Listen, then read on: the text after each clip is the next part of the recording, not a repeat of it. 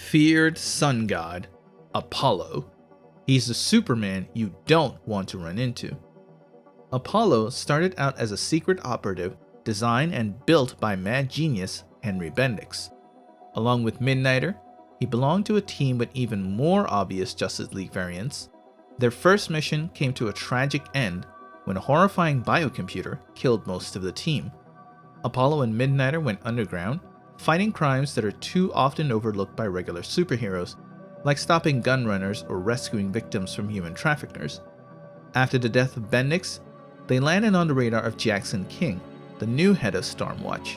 He'd request their aid in tackling difficult situations, but they still chose to stay in the dark.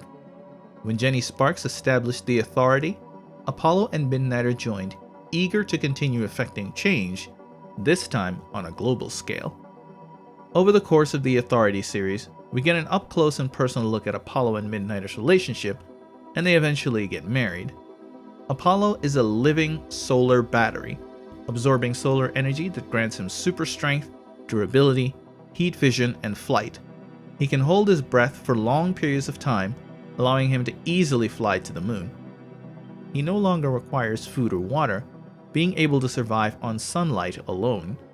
This grants him a high resistance to heat, shown when he swam down a river of magma, a feat that caused him no damage whatsoever. He does have his weaknesses, however. Unlike Superman, Apollo is far more reliant on the sun and needs to recharge his solar reserves on a regular basis. He's shown walking on the surface of the sun, something Superman can't do without overloading his powers, but this is shown to sometimes be necessary for long-winded battles that would cause him to be drained if he doesn't charge up as much as possible. He's got an interesting personality to him as well. Despite all his power, Apollo is still in awe of his capabilities, reveling in the fact that he can fly through space. He also gets along quite well with fellow Authority member, Engineer. But if you're a shady up to some shady, he'll drop you from the stratosphere in a heartbeat. It's important to note that there are two distinct versions of Apollo. During the New 52 relaunch in 2011, several members of the Authority were introduced into DC continuity, including Apollo. Unlike the previous version, whose sexual orientation was an aspect of who he was, rather than a singular definition, the new one suffered from the same misguided idea Hollywood and the comic book industry have of representation: stereotyping.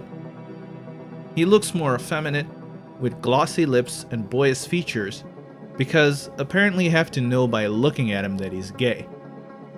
Check back next time for more on the Authority. Thanks for watching. Please subscribe.